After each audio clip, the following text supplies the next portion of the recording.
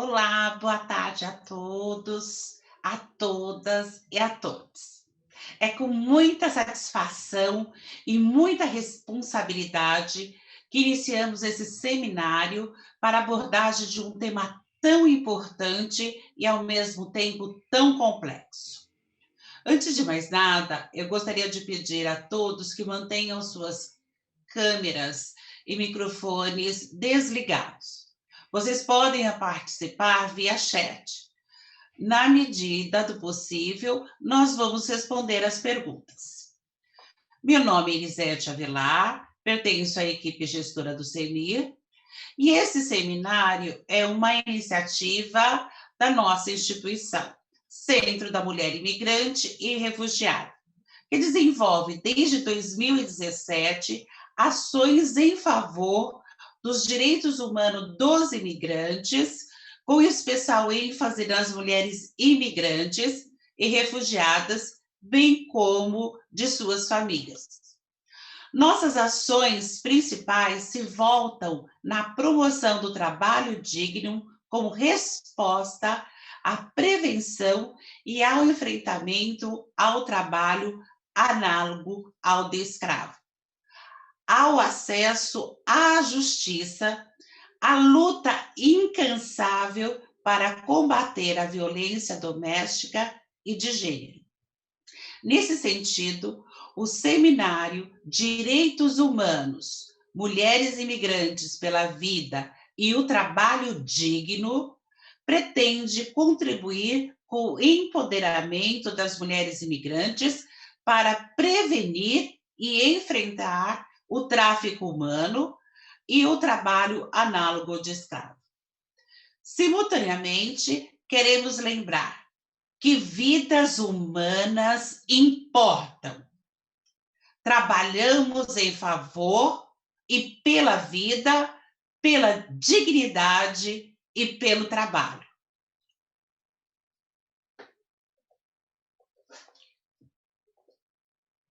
Conforme a nossa programação, teremos 3 mesas e, no final, uma linda apresentação cultural. Fiquem, assista, se envolvam, participe.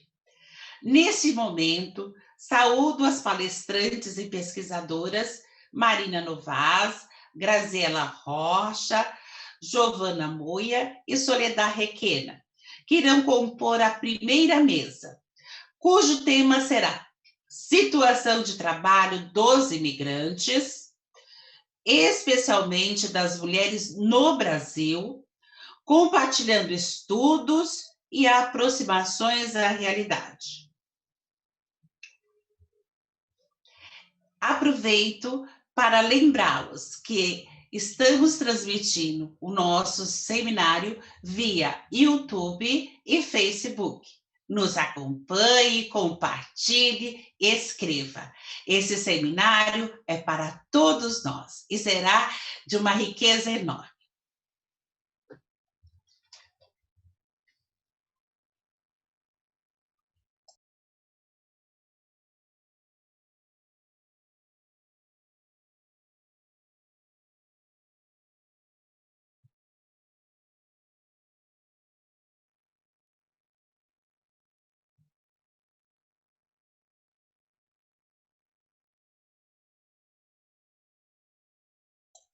Acho que sou Passo eu a agora. palavra para Marina. Obrigada, pessoal. Boa tarde a todas, boa tarde a todos. Meu nome é Marina Novaes, eu sou formada em Direito, fiz mestrado em História, atuo hoje como pesquisadora e representante regional de uma organização não governamental chamada Business and Human Rights Resource Center, Centro de Informação sobre Empresas e Direitos Humanos, mas já atuo nessa área há um tempão, quer dizer, acho que desde sempre, nessa área de trabalhar com migração e enfrentamento ao trabalho escravo e ao tráfico de pessoas. E já trabalhei com todo mundo que faz parte dessa mesa, com a querida Giovana, com a Soledad, com a Graziella.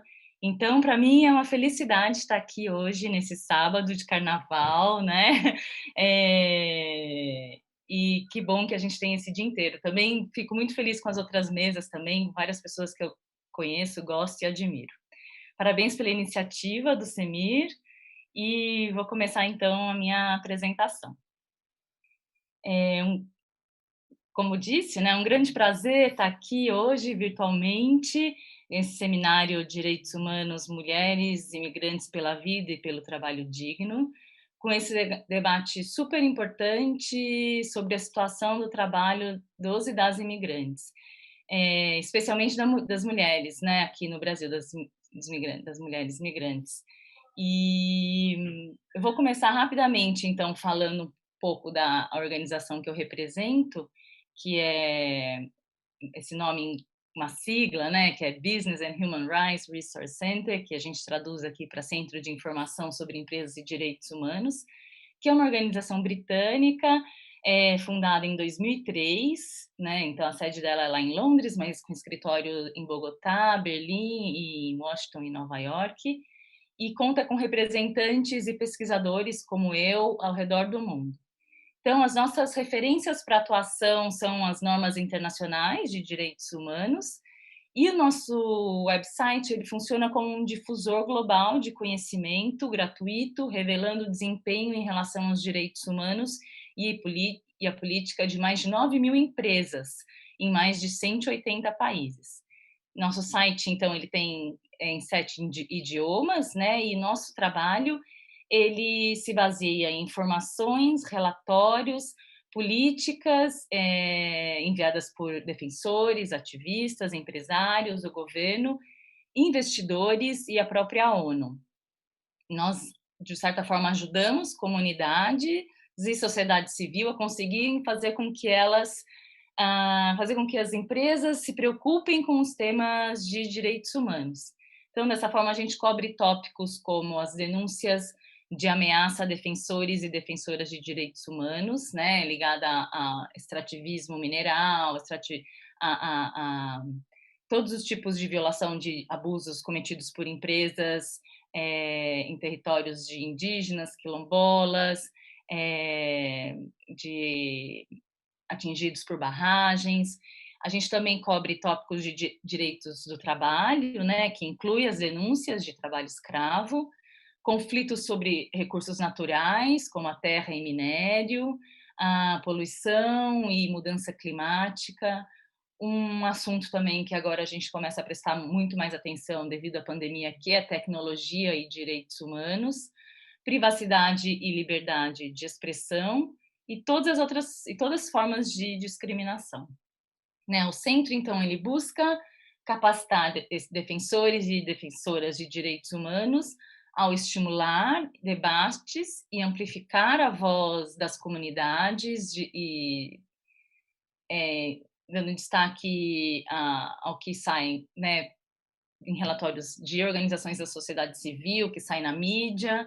A gente produz relatórios e análises sobre os países, regiões e setores, e a ideia é disseminar essas informações para que haja adoção de práticas de direitos humanos pelas empresas. Agora eu vou pedir para colocar o slide, por favor. Obrigada. E então, em suma, essas nossas ações, elas são realizadas tentando dar voz a grupos e pessoas vulneráveis e vítimas de abuso e violações de direitos humanos cometidos pelas empresas, né? Destacando todos os esforços e as lutas dos defensores e defensoras de direitos humanos, e foi pensando nisso que nós elaboramos agora em dezembro, publicamos em dezembro, né, esse relatório que a gente deu o nome aqui no Brasil de Mascarando a Miséria, a pandemia de Covid e os e as trabalhadoras migrantes da indústria da moda de São Paulo. Eu vou depois aqui deixar no bate-papo o link, né, para quem quiser acessar. A gente fez esse relatório em 3 línguas, em inglês, português e em espanhol. Então, quem tiver curiosidade e puder, daqui a pouco eu deixo aqui no bate-papo. Já está até aqui facinho, já vou deixar. Está aqui. Então, no início da pandemia, nós do centro, a gente começou a se preocupar, a gente começou a prestar atenção, né, nessas grandes marcas e empresas da indústria da moda da Europa, né, do norte global em geral, que começaram a cancelar suas encomendas para os fornecedores e sua cadeia produtiva. E aí, se as grandes marcas estavam já prevendo um ano de crise, né, que ia impactar quem estava formalmente ligado a elas, imagina para aqueles e aquelas que estão invisíveis na sua cadeia produtiva. E aí foi pensando assim que a gente resolveu olhar quem está na ponta da cadeia produtiva da moda, né, que são as pessoas que trabalham de forma informal. E aqui no caso do Brasil, de São Paulo especificamente, a gente sabe que muita gente que está trabalhando nessa ponta são imigrantes, né? E aí, de fato, né, a moda foi uma das indústrias mais atingidas pela pandemia. E as perdas em meio à crise impactaram em escala global a vida das trabalhadoras e dos trabalhadores em toda a cadeia de produção, né, mundialmente falando, e no Brasil isso não foi diferente, né? A pandemia continuou expondo e exacerbando as desigualdades sistêmicas do país e tem atingido diretamente os meios de subsistência de diversos grupos de trabalhadores, sobretudo aqueles que estão, de certa forma, marginalizados, né, que não estão inseridos na formalidade dessa cadeia produtiva. Então, a gente resolveu elaborar esse relatório para analisar como a pandemia está afetando esses grupos em São Paulo, né? E aí, principalmente os trabalhadores e trabalhadoras migrantes. Aí, Flávio, se puder passar o outro slide, por favor. Obrigada. Então, entre julho, né, e setembro, nós fizemos um formulário que a gente chamou de survey, né, que é meio que um estilo daqueles que a gente responde de Google Forms, e a gente fez um link e a gente entrevistou dessa forma 146 trabalhadores e trabalhadoras migrantes da capital, região metropolitana de São Paulo. E aqui quero publicamente agradecer o CAMI, o Centro de Apoio ao Migrante, que nos ajudou a disparar via WhatsApp, porque, enfim, né, no meio da pandemia, e a gente se inspirou em alguns relatórios que a Fundação Getúlio Vargas, a GV, estavam fazendo com outros tipos de trabalhadores, mas que estava dando muito certo o resultado através dessa survey. E a pesquisa, então, a gente pensou para entender como é que foi o impacto da pandemia de Covid na vida, e a gente que revelou-se, em sua maioria, pode passar, desculpa, Flávio. A maioria né, a gente viu que a grande maioria era mulheres bolivianas, e a gente tentou investigar as suas relações, as questões relacionadas aos reflexos da crise, tanto na esfera laboral, mas também como a demanda por mão de obra, variação dos preços dos produtos, mas a gente pensou também em tocar em detalhes pessoais, como a saúde mental, o bem-estar e a relação entre os familiares, né? Então, a gente viu que 97% das pessoas que responderam era de nacionalidade boliviana e 73% de trabalhadoras eram mulheres, 89% viviam no mesmo lugar onde trabalhavam e 87% respondeu que não tinha contrato formal de trabalho. Né? Então, a gente fez esse mapinha aqui, esse gráfico dizendo a condição de trabalho, né? O que até a gente achou interessante de ter gente falando que era empregado formal, mas são informações que não são novidades para nós que que a gente já trabalha com isso há muito tempo. Então, essas condições precárias de trabalho, em que vivem em alojamentos, situado isso no mesmo local onde funcionam as pequenas oficinas de costura. Isso para o pessoal lá da minha organização foi super interessante. Eles falaram, mas eles moram dentro da fábrica de costura, né? Da fábrica, da oficina. Eu falei, não, na verdade é uma pequena oficina, muitas vezes, né, sem um contrato de trabalho formal, que garante direitos. E sem essa segurança durante a pandemia, eles foram profundamente afetados pela suspensão das operações da indústria da moda. Então, cadeias de suprimento complexas e falta de vínculo formais entre os trabalhadores e as marcas dificultaram a identificação e a responsabilização desses grandes grupos empresariais. Né? Então, como já falei, as marcas usam seu poder desproporcional sobre as fábricas fornecedoras para cancelar encomendas acordadas e pagar aos fornecedores valores substancialmente menores do que o acordado ou estender absurdamente as condições de pagamento. Né? Então, a falta generalizada de demanda também provocou uma queda acentuada na renda das pessoas que a gente entrevistou e que consequentemente, afetou a subsistência das suas famílias. A gente também viu que, em relacionado à saúde mental e bem-estar, a gente perguntou se as pessoas tinham medo de ser infectadas, de ter Covid, 82% diz que sim, e 10% apenas, né, dos 146 falou que fez o teste para ver se tinha doença ou não, e 30% disse que as crianças pararam de estudar por conta de não ter um apoio, um dispositivo para fazer as aulas online, engrossando a massa dessas crianças que vão sofrer algum tipo de problema no futuro por falta dessa defasagem educacional. O próximo slide, por favor. Então, entre os impactos, né, da pandemia, como eu falei, 82% tem o medo e 93% não conseguiu enviar a remessa, né, o dinheiro aos familiares. Aí uma frase que a gente pegou, né, que a quarentena prejudicou os estudos das minhas filhas, porque eu ainda não entendo muito português, às vezes eu não consigo me conectar à internet e elas perdem as atividades. Pode ser o próximo, por favor?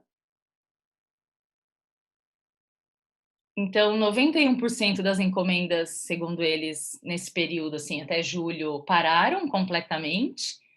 E que isso afetou bastante, né? A gente viu aqui que minha maior dificuldade foi que eu não tinha trabalho, porque a gente vinha aqui com um sonho, mas com a Covid tudo foi fechado. Então, as dívidas foram aumentando, e aí eu citou, assim, problemas também com os donos das casas, né?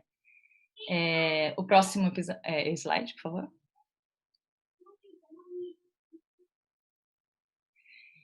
Ainda nos impactos da pandemia, 78 indicaram que os preços pagos pelos produtos diminuíram. Ixi. Pessoal, desculpa o problema técnico aqui. Muitas pessoas falaram que tiveram que costurar máscara durante a pandemia. 84, né, falaram que por cento diz que costuraram, desculpa pessoal, 84% diz que costurou máscara, que foi o jeito de sobreviver, e relatos, né, de que chegaram a trabalhar por 5 centavos e foi só o único trabalho que apareceu. O próximo, por favor. 87% então informou que a renda mensal máxima não chegou ao salário mínimo, chegou ao salário mínimo, né, foi no teto. E o que também nos alertou e chamou muita atenção foi que 61% tiveram dificuldade para se alimentar. E a pandemia afetou muito gravemente os rendimentos. Né? A fofura aqui. O próximo, por favor. A gente, então, né, devido a essas circunstâncias vivenciadas por essa população durante a crise de Covid, a gente fez recomendações exigindo mecanismos e políticas mais fortes em torno da proteção dos direitos dos e das trabalhadores migrantes. E essas responsabilidades, ela tem que ser assumida tanto pelas marcas, né, pelas empresas, como também pelo poder público. O governo precisa reforçar sua atuação de compreensão das necessidades desses trabalhadores e trabalhadoras e das condições a que são submetidos, incluindo-os na rede de proteção do país, né, envolvendo instrumentos mais efetivos para monitorar as condições de trabalho e também fazendo parcerias com grupos de trabalhadores migrantes e organizações da sociedade civil, né, porque a gente percebeu também que um dos aspectos que eles falaram que eles contaram muito com a ajuda de organizações da sociedade civil e das igrejas também, com cesta básica, né? E isso é um trabalho também que o CEMIR foi bem importante nesse sentido, né? De um pouco que deu, né? Porque eu acho que, né, é muita gente, mas que como é importante também o trabalho das organizações da sociedade civil. Para as empresas, né, fica claro que essas medidas de transparência na sua cadeia produtiva são essenciais para monitorar as condições dentro das cadeias e ter informações sobre práticas de compra, condições de pagamento, saber quem faz parte da sua cadeia produtiva e, claro, o fornecimento de equipamento, né? Isso nem se fala. Dentro, né, dessas considerações finais que a gente faz quando termina o relatório, e das nossas análises, das nossas pesquisas, a gente, né, deixou uma série de recomendações com esse objetivo de conduzir as políticas públicas e ações empresariais para melhor garantir a proteção dos direitos humanos dos e das trabalhadoras migrantes. E, claro que não são recomendações que se esgotam, mas que mostram como a gente precisa né, fazer com que a cadeia produtiva esteja toda contemplada e que foi um grande problema né, a gente acha que tem que a voz né, que a gente conseguiu escutar os imigrantes, elas precisam ser mais elevadas para a gente conseguir que essas políticas públicas sejam efetivas, né, que todos e todas que escolheram o Brasil para morar possam participar podem ter acesso também às políticas públicas já existentes e que, de certa forma, fique todo mundo protegido. É isso, o link eu vou passar de novo aqui, porque se alguém chegou depois, eu deixo aqui anotado. O pessoal do CEMIR também vou passar também para o pessoal daqui, da organização. E acho que no fim das falas que vão me seguir, fico aqui para caso haja alguma dúvida, alguma pergunta. Obrigada.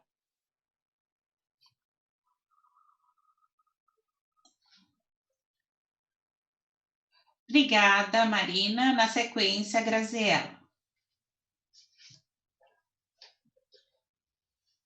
Então, muito boa tarde a todas e todos. Esse sábado aqui de um debate muito importante para a gente pensar políticas públicas e respostas institucionais para a população migrante, em especial para as mulheres. É uma satisfação muito grande de estar aqui nessa mesa. Eu quero cumprimentar minhas colegas, Marina, Giovana, querida Soledad. Muito obrigada, Soledad, pelo convite para a gente fazer parte dessa reflexão hoje, nessa tarde.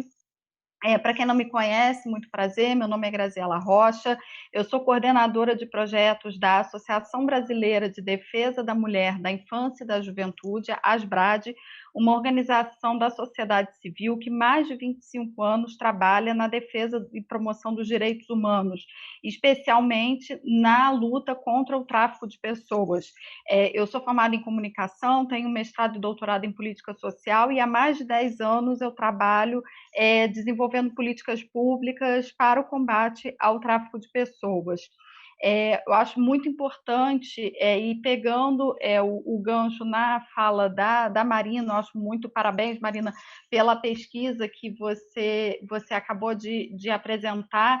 Ela traz insumos muito importantes, porque não adianta a gente produzir políticas e respostas institucionais com base sem que a gente entenda de fato o fenômeno e como que a população migrante, especialmente as mulheres, foram afetadas pela pandemia.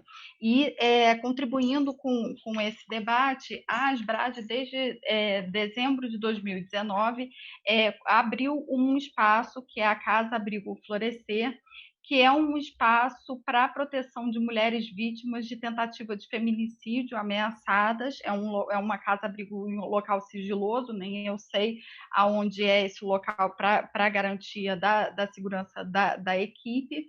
E a gente abriga mulheres brasileiras e mulheres migrantes que sofreram violência doméstica, e nós vimos que, durante a pandemia, esse realmente foi um fenômeno muito grande, né? A violência contra a mulher, ela saltou muito, e a violência é muito presente. Então, nós abrigamos mulheres brasileiras e abrigamos também mulheres migrantes. Nós temos uma perspectiva de 50 pessoas, mulheres e crianças. A maioria são mulheres brasileiras que foram abrigadas, mas nós temos um grupo de 10 mulheres migrantes que foram abrigadas nesse período. E apesar da gente ter um quantitativo pequeno, que não reflete uma pesquisa de políticas públicas, ela traz insights da experiência empírica do que foi trabalhar durante o ano passado no abrigamento dessas mulheres migrantes, vítimas de tentativa de feminicídio, ameaçadas de morte. E a gente tem bastante aprendizados. A gente vai publicar um artigo agora junto com o Ministério Público do Trabalho, que vai sair em julho, na Semana do Enfrentamento ao Tráfico de Pessoas, trazendo essas nossas primeiras impressões sobre esses casos que nós acompanhamos. E um dos pontos que a gente observa quando a gente trabalha com esse público, assim, é muito, muito específico. A gente está falando da mulher migrante, que já tem uma série de vulnerabilidades pela condição da migração, pelo afastamento das redes de proteção social primária. Então, assim, já é um grupo que a gente precisa olhar com bastante atenção.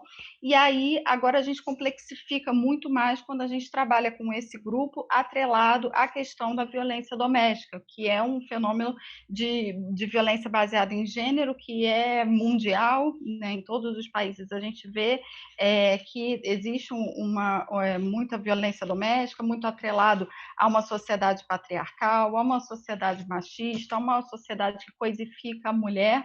E trabalhando nessa perspectiva de gênero e migração, o que a gente observou, que eu acho que é importante de destacar aqui, para a gente ter subsídios para a promoção desse tão importante diálogo nessa tarde. Um ponto principal que nós observamos foi o seguinte: é um fenômeno normal que as mulheres que passaram por essa situação de violência doméstica busquem apoio junto às suas redes de familiares e amigos. Como ano passado as fronteiras estiveram fechadas e as viagens por muitos meses ficaram realmente impedidos de serem concretizadas, muitos países não aceitando voos do Brasil, isso não foi uma possibilidade. Então, isso já aumentou em 3 vezes mais o tempo de abrigamento de uma mulher brasileira para a mulher migrante.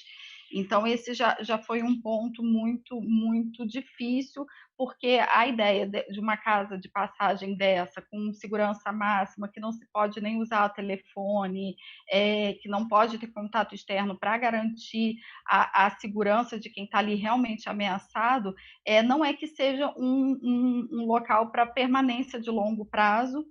Não existe tempo certo para a pessoa ficar, cada caso um caso, mas a gente viu que as mulheres migrantes elas tiveram 3 vezes mais de tempo de permanência na casa do que as brasileiras, por realmente não conseguir desenhar portas de saída para sair dessa situação. A outra dificuldade muito, muito severa e que a gente precisa pensar até enquanto sociedade, pensar as nossas jurisprudências e tudo, é a necessidade da autorização para viagem com os filhos brasileiros, as crianças que nasceram aqui no Brasil, que precisam da autorização de retorno assinada pelos pais, sendo que esses pais são também os perpetradores da violência, que colocam essa mulher e essa criança em risco. Então, esse diálogo junto da justiça para conseguir autorização de retorno para as famílias também assim tem sido um trabalho bem árduo que a equipe de advogadas da Asbrad tem trabalhado junto à justiça. E a outra dificuldade, para além das dificuldades que a gente já conhece, das dificuldades do idioma, das dificuldades de acesso às políticas públicas, de reconhecimento dos direitos, a maioria das mulheres que nós abrigamos, elas não buscaram a proteção, elas foram identificadas pela Patrulha Maria da Penha a partir de denúncia dos vizinhos, porque a situação de violência ela realmente estava extrapolando, mas na escuta qualificada a gente identifica que elas de fato não conheciam os direitos, não conheciam a Lei Maria da Penha, não sabem das delegacias de proteção à mulher, de toda a política, que por mais que a gente tenha bastante crítica à política pública, mas a gente sabe que aqui no Brasil a gente tem sim medidas protetivas e instrumentos que devem ser acionados para garantia da proteção dessa mulher que está numa situação de violência doméstica, e a mulher migrante, de fato, não reconhece, não sabe como acessar esses direitos. Então, a gente vê aí um campo de trabalho muito forte dessa rede que nós temos que trabalhar, e a gente tem que trabalhar junto, porque realmente é um trabalho que tem que ser feito numa coletividade de promoção e acesso à informação sobre a rede de proteção à mulher. E, para além dessas dificuldades todas, outro fator que nós identificamos, que eu acho que é muito importante da gente debater e que dialoga com a pesquisa que a Marina apresentou antes de mim, que é a interseção entre a exploração do trabalho análogo ao escravo e a violência doméstica, porque também identificamos essa situação. Muitas vezes, a pessoa, quando sai de uma fábrica, onde a pessoa morava ali numa coletividade e consegue alugar a sua própria casa para costurar de uma forma terceirizada, quarteirizada, e continuar nessa cadeia produtiva, especialmente da moda, trabalhando junto com o parceiro, a gente vê ali que se instaura uma dupla situação de exploração. Além de todo o trabalho de gênero, todo o cuidado da casa, todo o cuidado com os filhos, todo isso ser reconhecido como um trabalho de gênero, que a mulher é a responsável, que o homem não faz desse trabalho, a gente vê que ainda cabe a esses homens a imposição da jornada de trabalho. Então, ela não sai de uma situação de exploração, não trabalhando mais numa confecção de roupa de um terceiro, trabalhando para si própria, ela pode estar ali numa situação de tal exploração de jornada exaustiva, de 14 horas de trabalho, em condição de insalubridade, só que dessa vez essa relação ela é apontada pelo parceiro dela que está ali impondo essa jornada. A gente vê que muitas vezes os homens que tomam a frente para toda a regularização migratória, para toda a questão documental e acesso aos serviços, e muitas delas sem documento, apesar de estar há muito tempo aqui no Brasil, sem saber como lidar para acessar essas políticas públicas, porque essa forma de empoderamento fica nas mãos dos homens e colocando elas cada vez mais restritas àquele espaço. Nós vemos mulheres que não conheciam instituições próximas do locais que elas viviam já há muito tempo, tipo CRAS, delegacia, porque elas realmente ficam restritas nesse ambiente doméstico. Então, a gente vê ali e todo o trato da produção da roupa, quem vende, quem compra, quanto paga, tudo isso, essa comercialização centrada na mão dos homens, né, dali dos companheiros, e elas realmente sem acesso a nenhum dinheiro e trabalhando por 14 horas, além de acumular todo o serviço doméstico. Então, a gente vê também a questão do cuidado, e isso tudo da questão de gênero que fica muito, muito forte, muito marcada quando a gente olha para essas mulheres específicas. E da pandemia, como a Marina falou, a crise econômica ela chegou realmente de uma forma muito, muito severa. A gente viu que pessoas que já estavam em situação muito precária de trabalho, em condição análoga à escravidão, e numa situação 3 vezes pior, porque realmente sem opções de costura, sem ter nenhuma fonte de geração de renda, e dentro desse fervilhão de uma série de violências, a gente vê o aumento ali da violência doméstica, realmente uma violência psicológica, patrimonial, física, que chega na derradeira quase assassinato dessas mulheres, até que elas são resgatadas pela Lei Maria da Penha, pela Patrulha Maria da Penha, não o resgate que a gente, não pela condição análoga ao escravo, mas quando a gente faz o acolhimento dessa mulher, promove uma escuta qualificada, a gente vê as interseções entre essas diversas violações de direitos humanos. E o que a gente em rede aprende sobre isso? Primeiro, sobre a vulnerabilidade, que a gente realmente precisa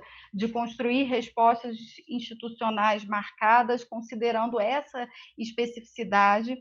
A gente aprende que quando a gente trabalha com temas de direitos humanos, a gente não tem como trabalhar em caixinhas separadas, a gente tem que realmente trabalhar considerando toda uma gama de violações, porque elas têm interseccionalidades.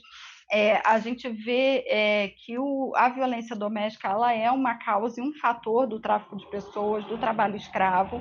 Então, a gente tem aprendido junto e tentado, junto das instituições, a dar respostas mais adequadas e considerando essas necessidades das mulheres migrantes, como eu disse, a necessidade de, se for o desejo dela, de promover o célere retorno para junto das famílias, se não for do desejo de que a gente tenha políticas públicas e respostas de transferência de renda para que elas consigam se reestruturar a partir dessa história da violência, da garantia das medidas protetivas, porque realmente elas têm que ser muito céleres, né? A gente sabe que quando está falando de uma situação de violência doméstica, um dia, uma hora, isso determina se uma mulher vai viver ou vai morrer, né? Todos os dias os nossos noticiários estão repletos de histórias de mulheres realmente assassinadas pelos seus companheiros. Então, a gente tem que ter uma resposta muito, muito célere e considerando a particularidade das mulheres migrantes, especialmente a questão do idioma, que isso é realmente um fator de vulnerabilização que a gente precisa tomar muito, muito cuidado e ter mecanismos de explicar para essas mulheres quais são as leis, quais são as medidas de proteção, que a violência doméstica ela começa normalmente por uma violência psicológica, passando pela violência patrimonial, até chegar na derradeira violência física, que ela não precisa chegar nesse ponto para pedir ajuda e que com todos os problemas que a gente tem da rede de enfrentamento à mulher, mas que ela tenha que ser encorajada a buscar essa ajuda, que ela não está só, que tem uma rede que vai protegê-la para que ela consiga quebrar esse ciclo de violência. Eu acabei de chegar aqui no meu tempo, eu acho que eu consegui passar um pouco dessa ideia da gente pensar esse tema da violência, do tráfico de pessoas, da proteção à mulher migrante, que realmente tem um campo muito grande que necessita de uma atuação conjunta. Então, muito obrigada aqui pela oportunidade de fazer essa explanação, que é quase um desabafo de quem está na ponta atendendo essas mulheres, e aí eu aguardo para a gente continuar no diálogo com os nossos telespectadores. Muito, muito obrigada. Nós que agradecemos. Passamos agora a palavra para a Giovana. Obrigada.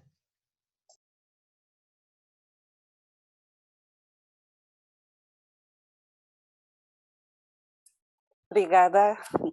Boa tarde a todos, todas e todes. Estou muito feliz de estar com vocês. Parabenizo também a Semir pela organização do evento. Bem, eu queria começar me apresentando, não? Sou Giovana Moya, sou boliviana, sou imigrante, faz quase 14 anos no Brasil. E sou a fundadora da equipe de base WARMES, Convergência das Culturas, que é um coletivo de mulheres imigrantes de diferentes países que promovemos a não violência ativa e a não discriminação. E somos todas voluntárias e realizamos diferentes ações, não? Uma bandeira principal que o coletivo tem é contra o tema da violência obstétrica, não? Mas vamos realizando diferentes ações para também combater a discriminação, a xenofobia que existe contra os imigrantes e também para visibilizar as mulheres imigrantes, não? No território e todo o que podemos aportar nessa sociedade que não sempre nos acolhe, mas na qual estamos vivendo. Temos redes sociais, temos um site, se vocês querem conhecer mais o coletivo, podem entrar no nossa fanpage, né? Equipe de base WARMES, Convergência das Culturas. E eu queria começar falando um pouco sobre, porque acho que é um tema bem importante, não? Começar a ver as mulheres imigrantes e os imigrantes em geral como trabalhadores, não? Porque em todos estes anos que eu tenho como migrante, como ativista, vejo com preocupação que se tem uma desumanização dos migrantes, não? Uma desumanização no sentido que, por ser imigrante, você tem que aguentar qualquer tipo de discriminação, tem que aguentar qualquer tipo de condição que vulnere teus direitos, não? Porque você não nasceu aqui, não? Tanto migrantes como refugiados. Então, é algo, uma ideia como naturalizada na sociedade. E isso faz que não se enxergue os imigrantes como trabalhadores e, portanto, não se pensa nos direitos que eles têm, né? Falando desde um olhar do Estado. Não, os Estados não assumem a responsabilidade que têm. Porque os trabalhadores e trabalhadoras migrantes aportamos na economia local, não? E também na economia de nossos países, com as remessas. Somente falando de um caso, não? Da Bolívia, um aporte bem importante ao PIB boliviano são as remessas que enviam os imigrantes. E também o Brasil, né? Recebe as remessas dos imigrantes brasileiros, que igual que nós aqui, estão em condições precárias de trabalho. não? Então, e vou a esse ponto porque eu acho que temos algo estrutural, não? Algo estrutural que temos que falar, que tem que ocupar os espaços de discussão e que é algo que para nós, como coletivo, deveria ser um direito social, que esse direito está regularizado, não? Porque não existem migrantes ilegais, nós somos seres humanos, não somos produtos. Os produtos, os objetos podem ser legais ou ilegais. Os seres humanos podemos estar com status regular ou irregular, não? Nos países onde estamos morando. Então, encontramos que é muito importante pensar de abordar desde esse lugar, porque se pensamos que é um direito social, que todo ser humano que migra possa estar regularizado, estamos falando de atacar algo estrutural, não? Porque estamos tentando atacar sempre as consequências, os sintomas disso, mas pouco se fala, ou pouco interesse tem, especialmente dos estados, de trabalhar algo que é estrutural, que é que os imigrantes que não estão regularizados nos países não têm direitos plenos. Não, igual regularizados, não temos nem direitos políticos no Brasil. Porém, estar regularizados nos põe em outra condição, não? Então, ouvindo as companheiras, as mulheres, se você não está regularizada e sofre violência doméstica, dificilmente você vai denunciar na polícia, não? Porque qualquer imigrante que não está regularizado tem medo, não? E todos sabemos como é a polícia aqui no Brasil e como se porta com as minorias racializadas e empobrecidas. Então, não se enxerga a polícia como alguém que pode te ajudar ou dar proteção, né? Então, acho que é importante falar nisso. Precisamos, sim, que se regularize estas mulheres, además de um processo burocrático e caro que não facilita a regularização, deixa mais vulneráveis as mulheres, porque também, inclusive para você conseguir emprego, conseguir trabalho e ter os benefícios trabalhistas, você precisa estar regularizado, né? E nesse sentido, acho que as mulheres, em geral, têm dificuldade no acesso ao mercado de trabalho, e sendo mulher imigrante, muito mais, não? E por isso temos essa campanha de regularização já, não? E hay uma plataforma aqui no Brasil, inclusive o CEMIR faz parte dessa plataforma, e que tem como 15 organizações que estão lutando e trabalhando para que no Brasil não se empiece a falar de uma campanha que vários imigrantes no mundo estamos falando, porque esse é o meollo do assunto, não lo estrutural, que todos os imigrantes podamos estar regularizados. Porque, inclusive, aqui no Brasil o trabalho está precarizando-se tanto que, aunque você tenha carteira de trabalho, vai ser muito difícil você, como imigrante, inserir-se no mercado de trabalho como imigrante com direitos trabalhistas. Porque as pessoas sempre, por ser você imigrante, e eles não enxergar-te como um trabalhador que merece todos os direitos, não? Que essa categoria nos otorga, isso só lhe dá regularização já. Eles sempre querem contratar não sei, sem assinar a carteira de trabalho. E sendo mulher imigrante, também é muito difícil você, por exemplo, nesse momento de pandemia, não? Agora as escolas começaram a funcionar e é um debate bem grande. E nesse debate se coloca os professores contra as mulheres porque se tem vários temas. Por um lado, realmente não se tem condições de voltar, não, à escola, porque todavía não todo mundo foi vacinado. Por outro lado, se tem um discurso que a escola seria um lugar onde as mulheres deixam as crianças, como um repositório, que eu, sinceramente, como mulher e mãe, não sinto que seja assim. Porque isso também não permite que as mulheres possam trabalhar e o governo, o Estado, não dá uma resposta como uma renda básica, por exemplo. Não? Então, você como mulher, como pode trabalhar com filhos? Se você não tem nenhuma estrutura, já para mulheres brasileiras é difícil, você mulher imigrante, sem redes familiares que apoiem você, como faz? Não, então, a situação é bem preocupante, nos deixa super precarizados. Não sei, as mulheres imigrantes que querem conseguir melhores postos de trabalho, ter melhores ingressos, não podem se capacitar. Porque, por exemplo, se trabalham todo o dia, e na noite, em teoria, poderiam fazer algum curso ou algo, e é muito difícil, porque não tem onde deixar as crianças, os maridos muitas vezes também estão esgotados e não querem também assumir sua responsabilidade de paternidade e, bueno, cuidar a los filhos para que a mulher possa ir, não sei, a Leja, fazer um curso.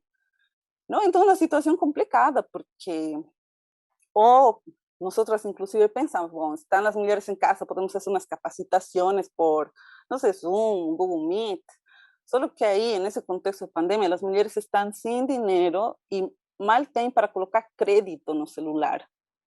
E elas vão a cuidar para outras coisas, não conseguem usar essas plataformas que consomem bastante crédito, não? Então, é um momento muito preocupante, desde onde você veja, parece realmente que não tem muitas saídas, não? E por isso, para nós é importante esse tema da regularização, porque permitiria que, por mais que seja mínima a assistência social que dá o Estado, é importante que seja uma possibilidade para essas mulheres trabalhadoras, não? Porque também, se você, por exemplo, não está em um trabalho com carteira de trabalho, não sei, é possível que você não pense em sindicalizar-se, entrar em um sindicato, não? Porque os sindicatos, eu acredito que realmente eles lutam para melhorar as condições dos trabalhadores. Mas é difícil que alguém que está em trabalhos informais consiga esse acesso, não? E consiga essa proteção, porque não vai pensar-se como que pode entrar no sindicato, e agora a lei de migrações permite isso, não?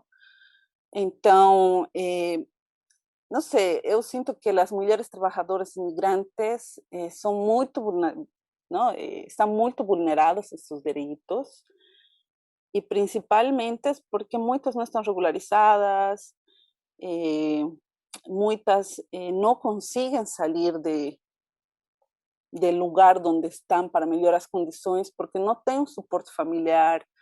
O Estado já quase não dá suporte às mulheres brasileiras, então menos suporte pode dar às mulheres imigrantes, não? E aí que é a questão. Então, as mulheres imigrantes poderíamos lutar, não, por essas políticas públicas, mas não temos direitos políticos, e não podemos ocupar esses lugares de espaço onde se construem também as políticas públicas, porque isso é importante também, não? Estar em nossos espaços, não sei, como vereadores, sei lá, poder candidatear-se a senador, diputado, participar dessa construção de políticas públicas. Então, parece que sempre estamos como de lado. E eu falo disso porque é desde aí onde se construem as condições para que essas mulheres migrantes que estão agora e as que estão chegando possam melhorar não, suas condições. Como tenho 3 minutinhos, creio já para finalizar, acho que queria levantar como isso, não? A importância de garantir que seja um direito social a regularização das mulheres, lutar porque haya políticas públicas que no município den suporte às mulheres para que elas se possam capacitar, não? E hablo de mulheres porque acho que é para todas as mulheres que estamos no território, já sejam brasileiras, sejam imigrantes, sejam refugiadas, precisamos unir-nos como mulheres para lutar, pero também as migrantes precisamos do apoio para estar em condições regulares, para poder não ter medo, não, para reclamar, para estar na luta, na rua com as companheiras. E eu acho que desde aí podemos ir não trabalhando em lo que são as políticas públicas, porque para mim esses dois temas são muito estruturais para o tema de trabalho.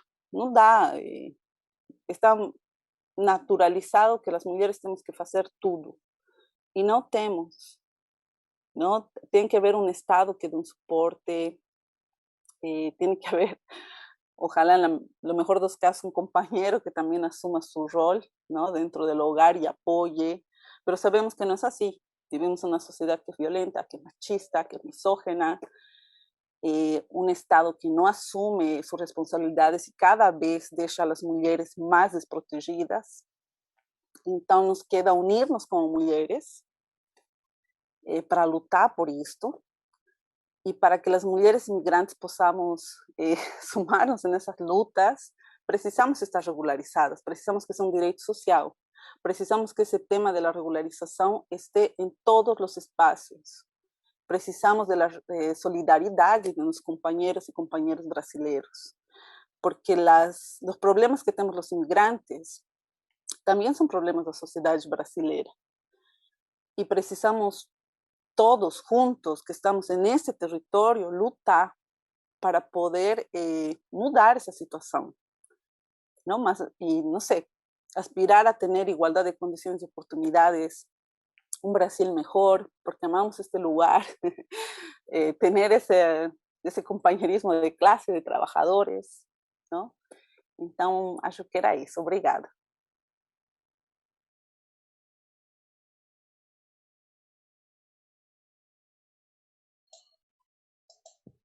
Muito obrigada por suas brilhantes palavras.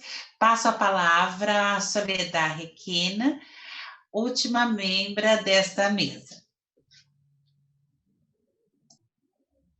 Bom, eu gostaria, antes de... Deixa eu ver, está tudo ok. Estão me ouvindo? Estão me ouvindo? Ok? Ok? Bom, antes de iniciar a minha fala, eu queria um pouco agradecer por este esforço que o CEBIR estamos fazendo para fazer este seminário, que não foi fácil.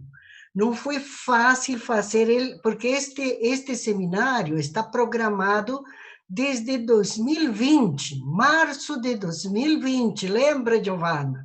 Este era nosso seminário, e aí, quando todo estava pronto, veio a pandemia. Então, parou-se todo, e nós quisemos tão ilusionamente, tão sonhadoramente, pensamos retomar em novembro. Tampouco se deu, porque a pandemia só empeorou. Então, no início desse ano, a gente decidiu fazer sim ou sim, este seminário. A gente também digamos, se reinventou a estas novas formas de trabalho, não é? E vimos que havia possibilidade, porque nossa preocupação para este seminário é que participem as mulheres imigrantes. Esse era nosso foco. E esse foco, graças, digamos assim, estamos conseguindo, nós estamos vendo a participação de 22 lideranças que estão nos bairros, que estão nos territórios. Então, além de outras instituições que estão em Minas, em Curitiba, depois você me passe, Elisete, quem está aí. Então, este seminário, na verdade, tem sido um desafio, primeiro porque colocar a temática de gênero neste contexto.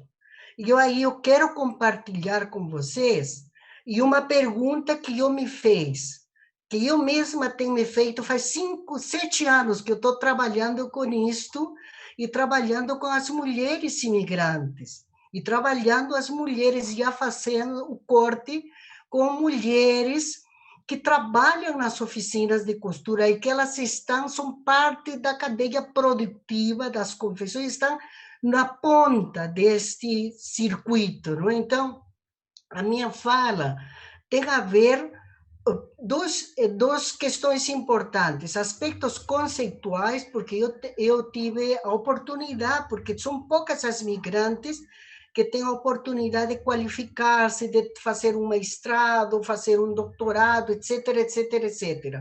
Então, eu consegui fazer um mestrado, e justo o meu tema é gênero e políticas públicas. Então, mas isto somado à experiência, porque eu também sou feminista, Eu acredito, sim, em um feminismo, porque nós temos diversas, digamos, feminismos, mas uma coisa que eu aprendi nessa longa minha caminhada, eu aprendi o conceito de pluralidade, a capacidade de ouvir as diferentes formas de abordagem do feminismo. Então, eu vejo como fundamental incorporar no contexto da migração o gênero.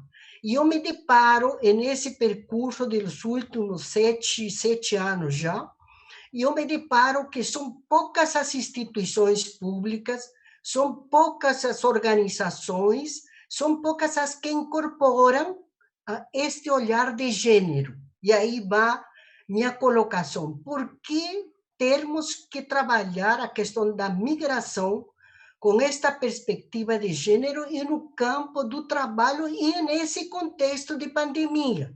Então, é importante ter claro essas questões, porque vão a seguir encontrando permanentemente. Então, uma questão que sim é importante, muita gente, inclusive aqui no Brasil, começou a se fazer toda uma luta ou toda uma guerra em relação à questão de gênero. Por que gênero? Nós temos um governo extremamente conservador aqui no Brasil.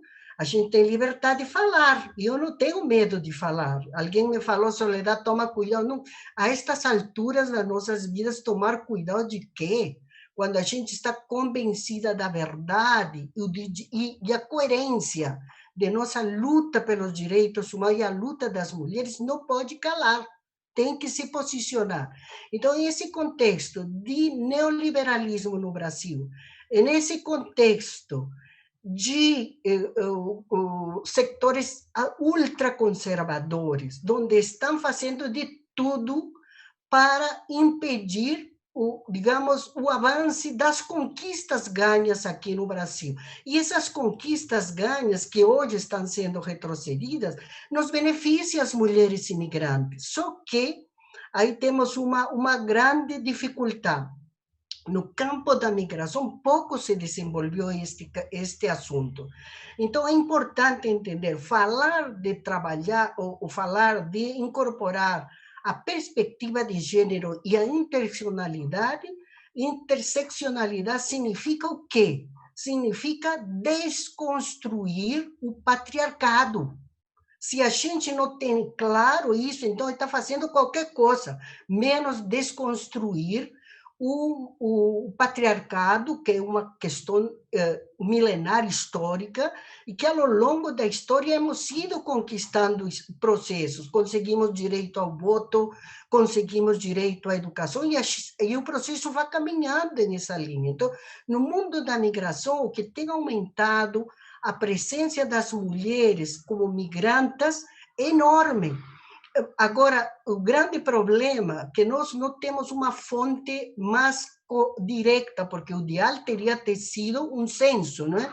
Porque dentro do censo, que estava previsto, que logo esse governo cancelou, não teve o censo, não temos a possibilidade de ter um número mais certo, mais aproximado, porque os que vêm fazendo, quantos imigrantes, quantas mulheres estamos aqui, de que nacionalidade somos, qual que é a fonte? A fonte é a Polícia Federal, a fonte é a carteirinha do SUS, a fonte é uma série de, mas todos dispersos. Então, nós temos que entender, e isso tem a ver com o que a Giovana falava, de que se enquanto não tenhamos a regularização, não vamos a ter, e não tenhamos um censo, um estudo sério, completo, quantos imigrantes estamos, quantas mulheres somos, quantos homens somos e qual que é a nossa nacionalidade. Estamos pegando referências de outras fontes, certo? Então, é importante ter claro isso. Uma questão da interseccionalidade também, e por que de gênero? Porque hoje ficou mais evidente na pandemia a relevância e a importância e a visibilização do papel da mulher neste combate à pandemia. Então, ficou escancarado, e no mundo da migração também está isso claríssimo. Então, em esse contexto da migração, nós temos que entender quem são essas mulheres, quem são essas mulheres de qual estamos falando? Não podemos falar das mulheres de maneira universal. Somos todas mulheres, mas temos nossas diferenças, nossas particularidades, e aí vem a interseccionalidade. A maior parte das mulheres imigrantes que estão inseridas em essa cadeia produtiva, já entrando mais delimitando, são de origem indígena. Então, aí nós temos um aspecto da interseccionalidade. Lidar com uma mulher indígena, uma mulher de origem indígena, é uma coisa especialmente que tem que ser entendida, estudada. Outra questão, a grande parte das mulheres africanas, que também elas são negras. Então, aí nós vamos saber, nessa interseccionalidade, quem são essas mulheres que estão no mercado informal, porque dentro do contexto do trabalho, digamos, com todo que implica direitos sociais, que, porém, com a lei do trabalho só se perdeu muitas coisas, com a reforma trabalhista se perdeu muito para a mulher brasileira, então, para a mulher imigrante, muito mais, são poucas. O número, eu estive tentando procurar na OIT e um dado recente, que só 5% das mulheres imigrantes no mundo, não no Brasil, nós não temos esse dado do Brasil, só 5% estão em condições, digamos, com todos os direitos garantidos. Então, quer dizer que 95% das mulheres imigrantes, as que estamos aqui em Brasil, estamos em uma condição de informalidade. Então, nesse contexto de informalidade, é importante ter claro, as mulheres imigrantes, a grande maioria de mulheres imigrantes, estão em condições laborais de informalidade e muito expostas ao trabalho análogo de escravo, que logo vamos a falar um pouco disso. Então, nesse contexto, é importante entender de que esse é o perfil dessa mulher que estamos lidando. E, particularmente, esse menino optou por trabalhar com este grupo, digamos, eu não chamo vulneráveis, eu chamo grupo vulnerabilizados, porque elas não escolheram ser vulneráveis. É o contexto da desigualdade, o contexto, digamos, estrutural desse modelo capitalista que levou a ter esse contingente de mulheres vulnerabilizadas. Então, porque quando a gente fala são vulneráveis, a gente tem que se policiar para não vitimizar e não culpabilizá-las. A gente tem que entender que as mulheres imigrantes somos sujeitas de direitos. É importante ter claro. Então, nesse contexto, nós vamos encontrar as mulheres imigrantes, as mulheres de origem indígena, as mulheres digamos, negras, estão em uma situação, hoje em São Paulo, uma situação dramática. Ontem conversávamos com Elisete, conversávamos das notícias que a gente está recebendo, porque o trabalho, a primeira onda foi, todos acompanhamos, esta segunda onda está sendo ainda mais dramática. Então, há uma situação que aí é importante as políticas públicas, é importante os programas emergenciais, é importante as instituições que estamos velando, ou estamos apoiando, ou estamos contribuindo a visibilizar esse problema, que não é simplesmente dar uma cesta básica.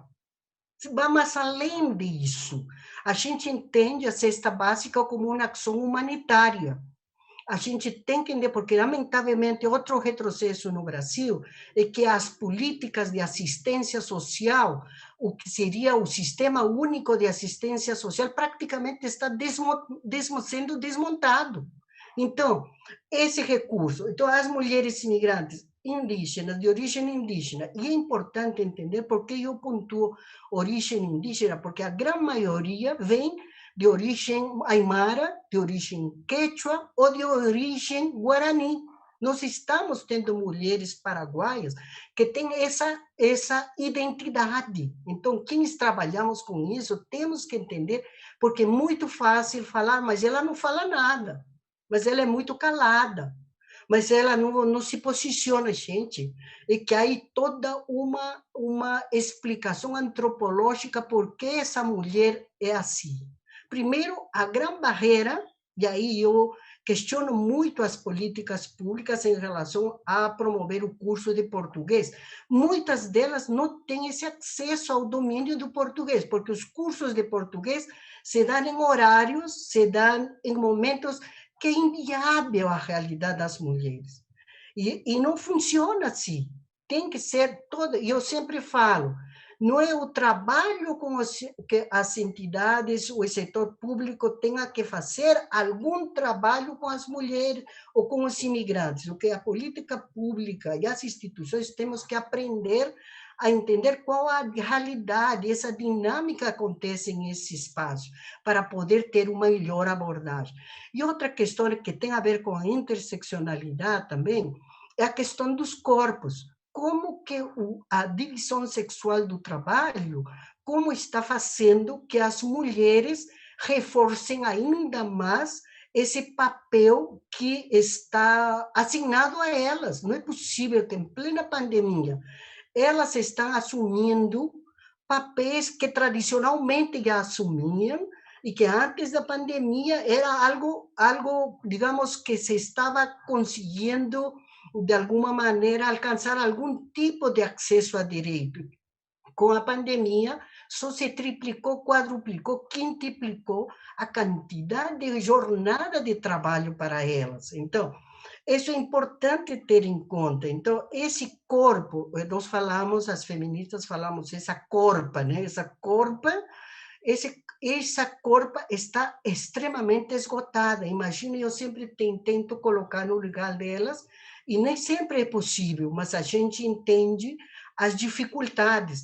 E a gente pensa que só são bolivianas. Não, tem muita paraguaia, só que a característica cultural do Paraguai, a influência do mundo guarani, a influência do o que eu chamo da colonização espanhola, funcionou de diferentes formatos em cada lugar. Então, vocês percebem, nessa interseccionalidade, a questão da pobreza como um elemento importante a ser tomado em conta. Então, dentro desse breve análise, eu queria só também colocar a questão de como hoje é tão importante que na quarta-feira a CEPAL, a Comissão para o Desenvolvimento para a América Latina, falou uma das grandes desafios para vencer ou para sair adiante logo pandemia é criar autonomia econômica, é criar condições políticas públicas para dar resposta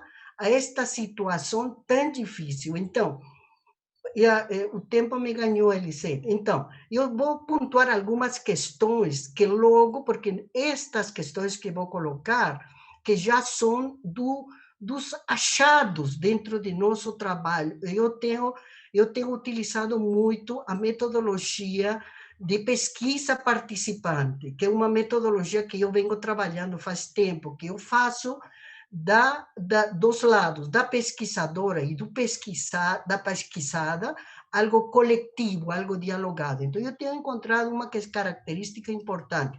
Uma questão importante. Uma coisa são as oficinas de costura, uma questão importante, familiares, e outra coisa são as oficinas onde realmente acontece o fenômeno, ou este crime, que é o trabalho análogo a escravo. Então, temos que diferenciar essas duas questões.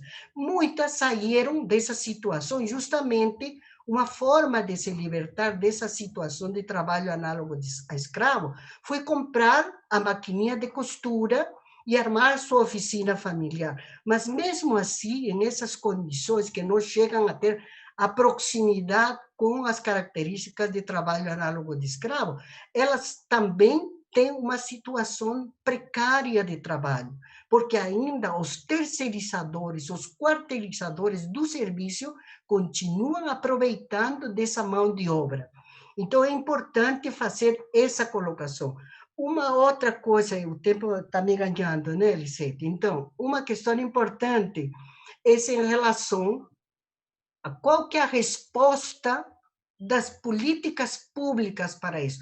Aí eu quero recomendar a vocês, já a Elisete está me policiando, Tem um relatório último que foi lançado pelo Sindicato de Procuradores Fiscais, que eu posso passar o link, que eu achei muito interessante. Outro informe muito interessante que recomendo, que foi publicado pela ONG Escravo Nem Pensar, Repórter Brasil, que aí nos coloca uma situação que nos chama a entender com maior profundidade estes elementos, esta questão de gênero. Então, eu finalmente, Lisete, já para você não me policiar, finalmente, tomara que tenhamos outro momento. Então, finalmente, eu gostaria de comentar com vocês que é o início de um debate que vamos fazer durante o ano. Este é um preâmbulo, porque nosso estudo de pesquisa participante qualitativa, recém a gente pretende concluir em junho. Então, vai ser interessante trocar, porque novos achados estamos tendo, que vai ajudar muito. E, finalizando, esta ideia de gênero tem a ver também com as meninas. Não podemos estar de costas da condição das crianças, mas também especialmente das meninas, porque estamos replicando no mundo da migração, estamos replicando o mesmo. Então, e aí, finalmente, Lisete, é alertar que trabalhar de gênero não significa necessariamente, digamos, enfrentar o patriarcado. Nós temos que ter essa leitura. O machismo não se faz, não se questiona se a gente não enfrenta ele. Mas o enfrentamento, eu não estou falando de violência, eu estou falando de enfrentamento democrático, o que eu chamo luta de ideias. É isso, Elisete, desculpa. Agradeço. Nós temos ainda 10 minutos. Eu daria 3 minutos para cada uma fazer a sua consideração final e deixar uma mensagem para todos aqueles que estão nos acompanhando ou que vão nos acompanhar posteriormente. Bom, posso começar? Na verdade, depois dessa fala da Soledad, não tem muito mais, né? Acho que ela fechou muito bem. Eu acho que a nossa luta é contra uma sociedade mais inclusiva, contra esses valores arraigados do patriarcado mesmo. E que bom poder contar com vocês. Aprendi muito nessas 3 falas. Fico muito feliz de estar aqui e saber que tem mais a tarde inteira. Muito obrigada pela iniciativa e que bom que é só um preâmbulo. Conte com a gente. Obrigada.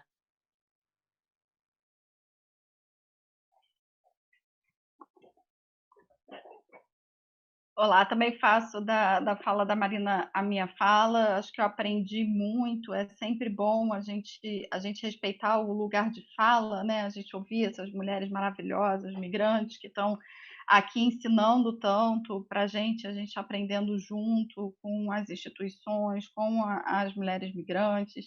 Acho que tomara que a gente tenha realmente um ano de muito trabalho, de muito aprendizado. A gente também tem desenvolvido pesquisas de participação que a gente aprende muito com as mulheres migrantes. Tem a Ana Asbrad em mim, aqui transmitindo um abraço da Dalila, que é a presidente da Asbrad, parceiras, e estamos juntos para desenvolver projetos e apoiar essa rede para que a gente consiga trabalhar junto nesse advocacy para garantias de direitos, para anistia, para que todo mundo seja regularizada, para melhoria do acesso às políticas públicas, que acho que é para isso que a gente está aqui. Então, muito obrigada a vocês, muito obrigada por todo o aprendizado, que a gente se veja em breve com muito, muito trabalho para desenvolver. Bem, para finalizar, não, acho que é importante lembrar que a diversidade enriquece, não? Nos enriquece essa diversidade que temos, não, no território, que é importante que empecemos a enxergar-nos não como companheiros nesse território, neste espaço, que precisa lutar juntos para melhorar as condições. porque como mulher imigrante, acho que é importante visibilizar as especificidades, mas não esquecer que temos pontos de convergência, pontos de encontro, e que é importante também, desde esses pontos de convergência, lutar juntas, não? E neste caso, as mulheres, precisamos sim estar juntas, precisamos defender, não, o que se ha conquistado, porque infelizmente direitos conquistados não estão garantidos. É uma luta constante e permanente, não, para manter o pouco que se nos ha dado e seguir tendo mais conquistas. Acho que é importante nesse momento, não, nesse contexto global das migrações, onde vemos que cada vez mais os estados são mais violentos, com deportações, com centros de detenção, criminalizando o direito humano de migrar, tratar os demais como gostaríamos de ser tratados é importante, valorizar, não, a diversidade e tratar de enxergar onde são os pontos onde podemos nos encontrar e lutar juntos nesse território, porque por mais que nós mulheres imigrantes não nascimos aqui, escolhemos esse território para viver e temos nossos filhos, nossas famílias, muitas por um tempo, muitas permanentemente. E acho que é importante sabermos que não estamos sozinhas, estamos juntas, os companheiros também podem sumar-se, não? Porque é uma luta de todos, para que todos estemos bem, vivamos bem, não? E podamos vencer essa onda de violência, de fascismo que no mundo se dispara também. Há pessoas resistindo, coletivos, pensarmos como coletivo, por mais que não nos queiram fazer acreditar que estamos sozinhos, não estamos sozinhos. Somos um coletivo, somos uma comunidade que estamos nesse território e temos que começar a enxergar isso e encontrar-nos. E esse é um espaço, eu acho que vamos nos encontrando, reconhecendo. Espero que nos encontremos em outros espaços também e podamos seguir lutando juntos. Eu agradeço a disponibilidade, a brilhante exposição, os princípios teóricos aqui apresentados, com embasamentos profundos, movido numa pesquisa científica e numa experiência de vida. Vocês foram brilhantes. Vocês abriram novos horizontes, novas portas. Precisamos pensar, de fato, neste círculo vicioso. Trabalho análogo ao escravo, a tripla jornada de trabalho da mulher, a ausência de regularização e políticas públicas, e juntos, vencermos aí um patriarcado que oprime homens e principalmente mulheres. Nós vamos dar um tempo de 5 minutos. Não saiam, deem só uma voltinha. Mis 3 minutos, Elisete. Mis 3 minutos. Perdão, gente. Eu soneguei os 3 minutos de soledade. Devolvo-lhe. O que aconteceu? O que aconteceu? Não, de fato, Elisete. Não, tranquilo. Mas eu queria um aspecto que eu queria colocar, já no tempo me ganhou, mas não é um debate se esgota, vamos a continuar falando. É a questão de como o espaço privado, o espaço doméstico das mulheres, e especialmente das mulheres imigrantes refugiadas, se tornou um espaço extremamente complexo, violento, desigual. Porque enquanto elas vão fazendo o trabalho da costura, enquanto elas vão fazendo os trabalhos domésticos assinados pela própria sociedade, digamos, por seu papel, o cuidado, além do mais, muitas delas estão assumindo ações extradomiciliares que estão contribuindo no trabalho que eu chamo trabalho humanitário, distribuindo as cestas básicas, mobilizando as mulheres. Então, a gente tem que entender que esse espaço privado e doméstico hoje se transformou em um espaço onde o capital está se beneficiando, onde o capital, onde por esse trabalho o capitalismo, o neoliberalismo se beneficia. Então, é importante entender como o capital. E outra questão que queria colocar é sobre como é importante esta ideia de estarmos juntas, de estarmos, eu fico feliz quando vejo nas nossas falas mulheres, adoro dialogar com mulheres, porque os homens historicamente tiveram e têm mais espaço que nós, e tem mais protagonismo. Então, é a hora, muitos podem me falar, não é assim, Soledad, mas na minha lógica, se a gente não luta por espaços, se a gente não insiste, não resiste na necessidade de visibilizar as questões das mulheres imigrantes, no caso, eu sou imigrante, mulheres imigrantes e refugiadas, é como que ser cúmplice silenciosa disso. Nada contra os companheiros que apostam a uma igualdade de gênero, nada contra eles, senão é olhando a sociedade. Então, eu agradeço, para finalizar, eu me sinto muito feliz de estar entre mulheres maravilhosas, conheço, acompanho o trabalho de Graciela, da Marina, essa contribuição que ela deu com a pesquisa, que a gente tem que aprofundizar muito mais nosso conhecimento. A Giovana, que ela sabe que eu sou fã número 1 dela, que é minha candidata, eu por isso vou lutar por direito ao voto, porque e regularização já, tá? Então é isso, queridas. Obrigada, Lisete, desculpa aí. Desculpa eu.